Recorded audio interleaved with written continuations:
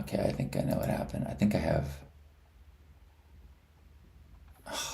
fudge. That's a bummer. You should be able to hear me now. I can see the mute was on.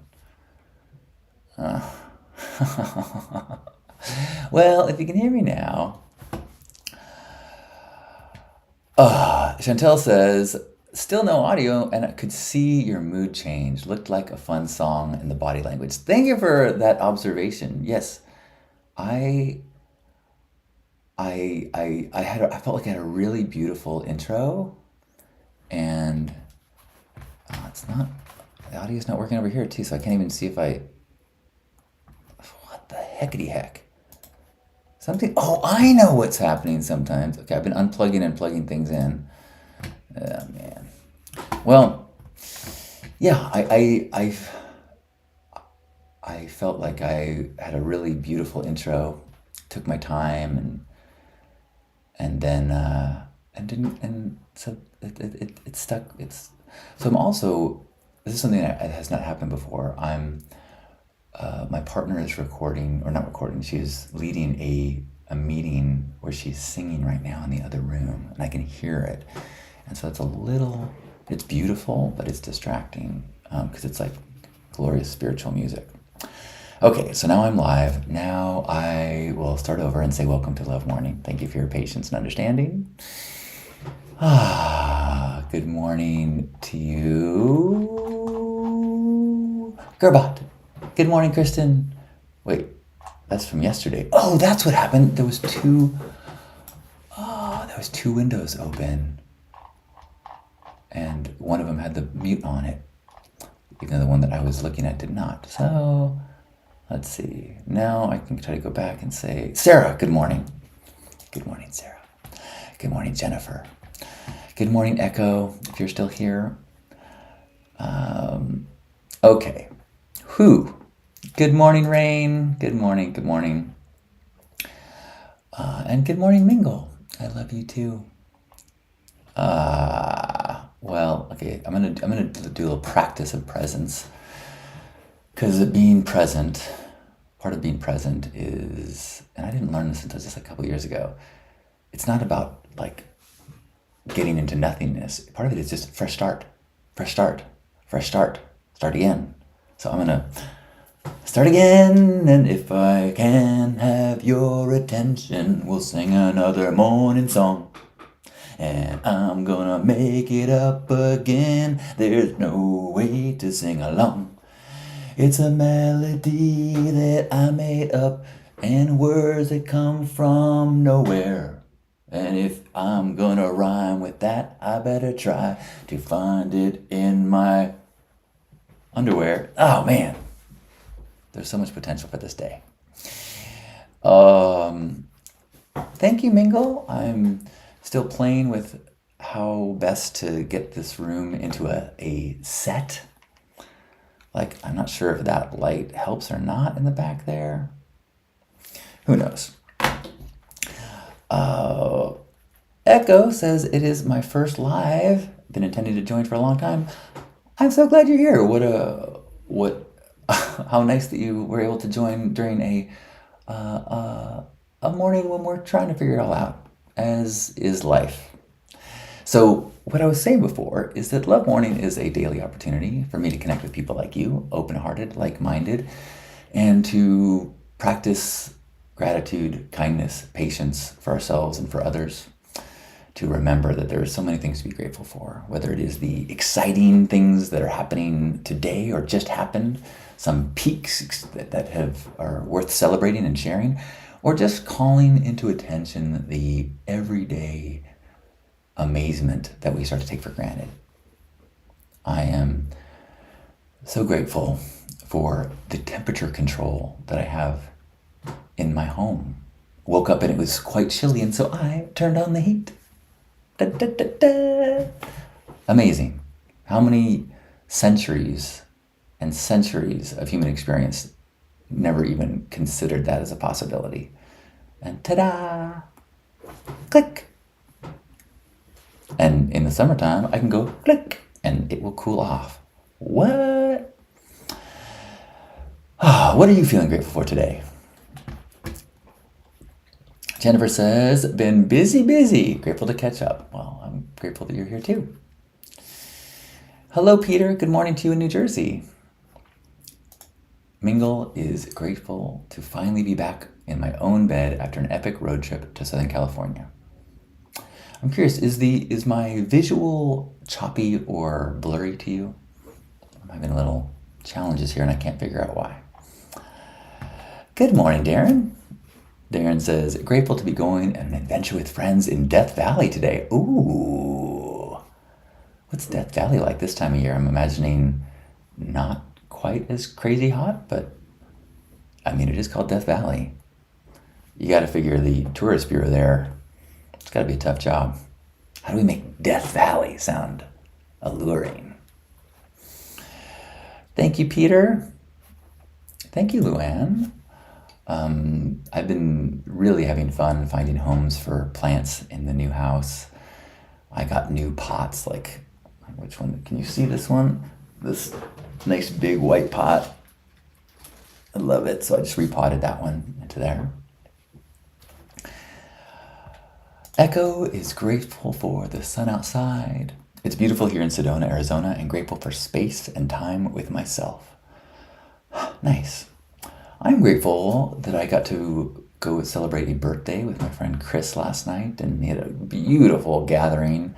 They had a catered food truck. It was a wood-fired pizza food truck. So made custom pizzas for everybody and good friends, and got to say hello to some people I hadn't seen or talked to in a long time, and drop in with some people that I really care about. So that was great. So now I'm wondering, wait, so did you, now I'm trying to think, have I talked about this yet? No, I haven't talked about it yet. Okay. I gotta talk about my neighbor situation. Rain says, I've been getting settled after moving back to Southern California for the time being. Oh, welcome back. Spending time with relatives and getting into the holiday spirit. Lovely. Peter says, I need to hear a message of gratitude. And good morning, Gerbot. Well, Mingle says, I am grateful to have been asked to help lead a very powerful transgender day of remembrance last night and to hold a beautiful, loving, healing space for our trans siblings. So happy that you are in the world, Mingle. I am grateful for the experience that I had yesterday walking around the neighborhood. Lisa and I baked cookies and then delivered them to our neighbors with a note, introducing ourselves, giving our contact information, just kind of establishing a face and trying to say hello. I printed out a picture with our faces on it and our contact information in case they weren't at home. And looking back, I realized that part of the reason I did it was to say I did it, was to kind of preemptively show that I'm not the jerk neighbor. And so that when one of my neighbors calls the cops on me or does something mean, that they, are in the wrong. I tried. And I realized that I was falling under something icky. As we were getting ready to go out, I was putting a lot of thought into what I was going to wear and how I was going to present. I was going to wear this hat and cover my pink hair, so I tried to look as normal as possible. I was even like, oh, my earrings are going to stick out. And I showed up into the living room, and Lisa's like, you're wearing a hat? She's like, you're being ridiculous. And she was right. She's like, just let people, just be who you are. And I was like, okay. And I totally got caught up in this cultural narrative, this energy of us and them. And I was fearful that they were going to judge me because I was different. And I was scared of conflict, of aggression. So I wanted to minimize it and soften. And I realized that I just, without thinking about it, without giving it much thought at all, I was believing the story that there's an us and them, and that we're in a divisive time, and I just need to accept that and try to protect myself, and that my survival instincts made my us the tightness, and the strangers are scary. And so I was nervous going out and saying hi to my neighbors. And guess what? Every single one of them was awesome. Two of them said, as soon as we came to the door and they saw that, like, we said, "Hey, we're your neighbors," like, "Come inside, come on in, come on inside." I was like, what? I'm a pink-haired guy. I'm different. I'm a weirdo. Are you? Everyone was so friendly, telling us stories about the neighborhood, asking all about us. It was such a powerful, vivid, like, beat me on the head reminder, like, don't be afraid of your neighbors. The us-them story is not as bad as you think. What makes people put their guards up is when you put your guards up. And as love ambassadors, we need to be the ones that go to the door and say hello, because what will meet you is someone going, hello. If you walk around the world with like, "Rrr," then people meet you with, "Rrr." And because of the stories that we're hearing, because of what we're being taught and told, we are walking around like, "Rrr," and creating more, "Rrr." That isn't to say there isn't jerks out there. There isn't aggressive people out there. There isn't people saying things that are inflammatory. Like, what was the person said, like, your bodies, our rights, or whatever that phrase was. Somebody said that. And there are people that got on board with it. But the media turned a few voices and blows it up. And so now everyone's like, "Arr, arr, arr, arr." And I think we need to stay aware that there are people who are dangerous and problematic that we need to be cautious and maybe fight with at times. And there's far more people that are your neighbors. Think about what happened after Hurricane Helena and the way fellow Americans just showed up for one another. That is what our country is like. That is who our neighbors are. And I need to remember that. We all need to remember that. And that's part of why we gather this morning, every morning, to try to remember that and try to be that so that we can put the ripples out in the world of, won't you be my neighbor? Thank you, Mr. Rogers. Because the only way that there can be a world that you want to live in is to be the world that you want to live in. To be the change, to put that energy and that vibration into the world. So thank you for helping me by doing that and reminding us that we're not alone each morning. And I invite you to join me and some other practitioners of Love Ambassadorship on January 11th and 12th in San Diego. We're going to come together and have a weekend of talking about this. I think specifically we're going to be talking about what does it look like? How do we do it as the presidency changes, as the vibe in the country changes, as maybe the narrative gets more intense? How do we continue to be those Mr. Rogers people? How do we continue to put our fists down and welcome one another, be the ambassadors? How do we do that when there's so many tensions and voices that are pushing us into us-them? I wrote something out that I haven't shared yet, because I think that even my maybe even this, me saying, hey, we need to be more familial with our neighbors and our countrymen people. That even saying that, there are people that are so angry that are like, nah, like, you are the problem, they are the Nazis. It's like, I'm not saying there's not reasons to be fearful. I'm saying that if you treat someone like a fascist, they are going to be your enemy, no matter what they believe. If you call someone, I've felt this myself when I have been curious about trying to understand things around trans issues, and I've had people attack me for, all I said was I listened to a podcast, and people called me a TERF. And my defensive reaction was, fuck you, And I am dedicating my life to trying to be more open-minded. Imagine if you're kind of like on the fence and fearful and someone starts calling you names. Of course you gotta put up your dukes, no matter what.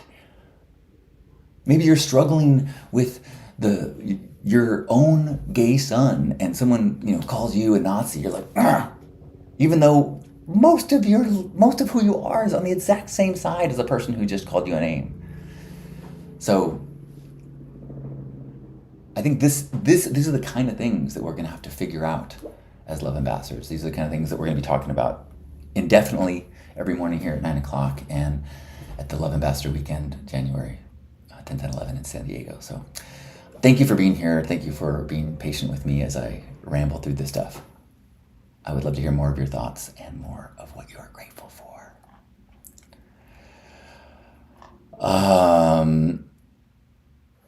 Gerbot says, grateful for Zoom that lets me connect with friends who live out of state. It really is kind of miraculous, these technologies. I was going through a bunch of my saved papers during the move, and I found this whole folder of papers from citizenx.com, which was a webcam-based community site that I was a co-founder of in 2001. So way early for webcams. There was no Flash video. It was only FTP JavaScript webcam uploading.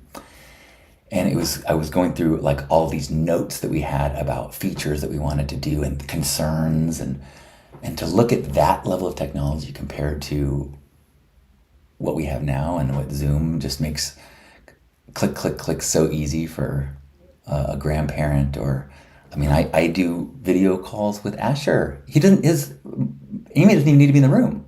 He can call me on his portal and we can have a video call across the country. That's some crazy technology. I'm grateful for it. Luann says, grateful to spend time with family out at Point Reyes yesterday, celebrating the release of my nephew's new nature book. So proud of him. Congrats, nephew! What an achievement. Good morning, Victoria. Be who you are, Gerbot pointed out. I assume when I was talking about my neighbors. Yeah, Lisa's smart. Hey, Twal is here. Good morning. Heidi was recommending I could wear a pink hat because it is cool outside. More power to you for bringing who you are. Yeah, it turns out I let the pink hair shine and smiled big. And I think it also was helpful to have Lisa next to my side, who is just so oozes friendliness. I think if I was by myself and didn't have a basket of cookies and muffins, I don't know if everyone would have opened the door that did. But then look at me, I just did it. I just projected the story. I just projected. Stop it, brain. Assume good intent. Be a love ambassador. Optimism tax. Why make my world worse before it has given me any evidence to do so? And even if I get the evidence, why apply it to everything? Let's pay it with an optimism tax and come back to the recognition that there are hundreds of millions of amazing people in this country.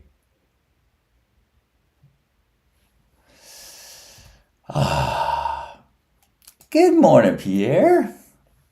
Pierre says, I did the same thing this week, meeting someone in a professional setting, and I was about to change my glasses and take out my earrings.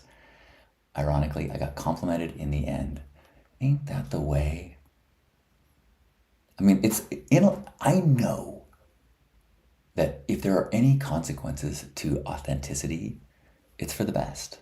But still, a part of me, or old parts of me, or insecure adolescent parts of me, try to protect me from possible judgment or exclusion. That deep down needing to belong feeling that is biologically part of the survival instinct.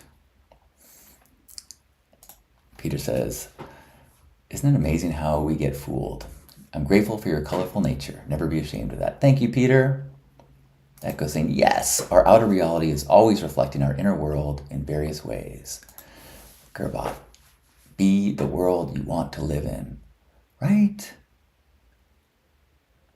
You're right, that makes sense. Because, think about it. Everything that you experience is in your brain, right? That sign is not pink or purple. It's got a light wave that my brain is interpreting as that color. You know? Everything is happening in my brain. So the more that I am living and thinking about a world that I enjoy, the more that I live in a world that I enjoy. It's always got to be balanced. You gotta crap and cone. Like you gotta return to your discerning mind and then go back to your optimism dreaming mind. You don't want to be careless, but you also don't want to be overly pessimistic, protecting yourself at the cost of joy. Rain says, is there an event page for that? Yes, in fact, thank you for reminding me. I should have made a little shortcut to it. I think it's pinkpath.com. Oh man. Let me find it for you shortly. But if you send me a message on anything, email or Instagram or Facebook, and I will send you back the link. And I will put a link. I'll post in my feed a link as soon as I can, so that we can be the world that we want to live in. Maybe that'll be the headline of it. Jennifer says, have I been discussing Burning Man lately? Not really. I've been having some offline conversations. It has not been big in my thoughts. Honestly, like I'm decorating this new home, and so far I have no Burning Man art up. I'm putting a lot of Burning Man art into boxes and storage, and I have a little bit actually. There's some paintings of me at Burning Man that I have up to remind myself a little bit, but it's not in my head space and heart space like it has been in the past. So yeah, I'm not going to get into but there's lots to talk about. This is the way, says Alexandra. Yes. Good morning, Thalia. Thalia says, I am so grateful for all my creative and loving friends and for sweet good morning messages my partner sends me, so I start my day off with a smile. I love that.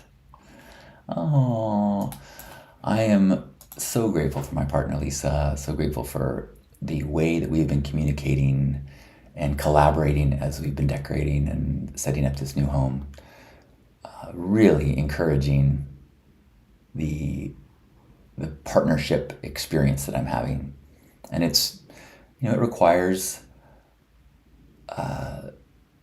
some practices.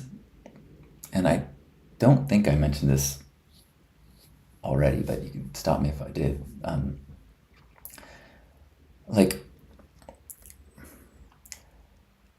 So Lisa yesterday was like, I've been noticing some of the ways that you've been communicating and things you've been saying, and I want you to know that I can hear that you have some concerns about spending and our budget as we're getting moved in here, as she's buying furniture and things.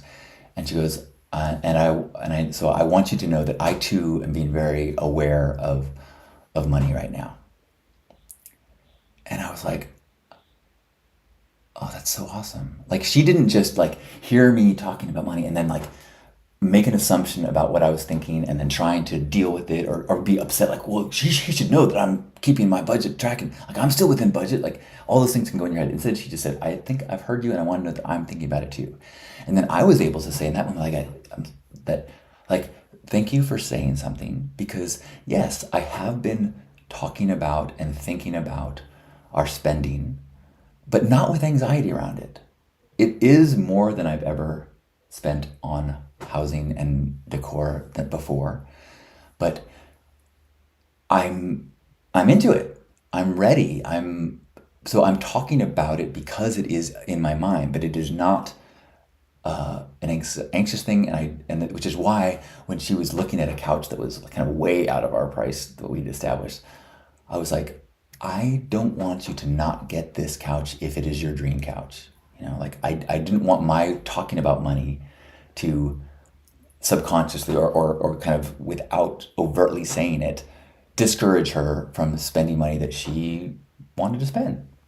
And so I was so grateful that she started this conversation. I was able to honestly reflect back, and we were able to go, okay, cool. I think we understand where we're at, and we can move forward. So feeling very grateful and encouraged by our communication and the beginning of this new chapter. Thank you, Jennifer. Jennifer says, I have no budget as of now. My retirement plan is homeless in Mexico.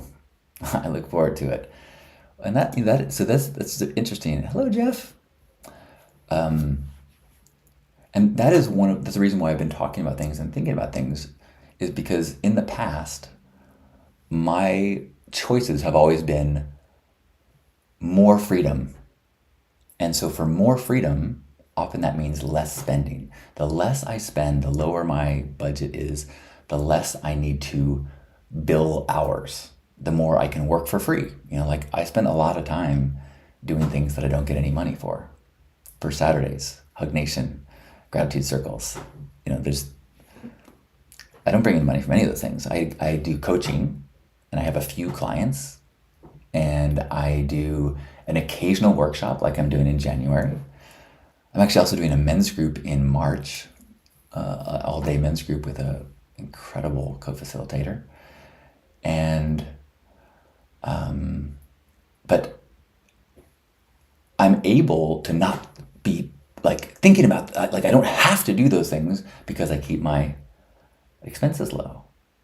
Freedom, being homeless in Mexico, like that's freedom. And so I've consciously chosen in this home to throw my hat over the fence and say, okay, I need to be thinking about more earning. I need to release some freedom for a different kind of joy. Less freedom, but enjoying the constrictions I have being ones that I feel joyful about. All right. Well, we've passed 9:30. Thanks for all the patience, and I welcome any contact with emails or messages with follow-up or check-in. So appreciate, Gurbat, you sending those quotes back to me. Like, it's helpful for me to be reminded of something that comes out that is memorable, because I rarely remember. And I just kind of have a general aching feeling of connection. Not aching, general, like a post-coital feeling after these. Is that too much? Well, I hope your Sunday goes amazing, and I hope I get to see you some other or every other love morning. Wherever you are. Oh, sorry, Ted. Let's give ourselves a big old squeeze, a hug. Feel yourself being held by me and everyone who's been here. Feeling our amplified gratitudes, our reminders that there is no us and them, really. It's not us versus them. It's us and them versus the problem. So let's feel connected, feel forgiving of ourselves and others. Let's remember there's so much to be grateful for as we take a deep breath in and squeeze. On behalf of Grandpa Caleb and all of us, thanks for being here for this Love Ambassador morning. I love you. Thank you. Bye, everyone.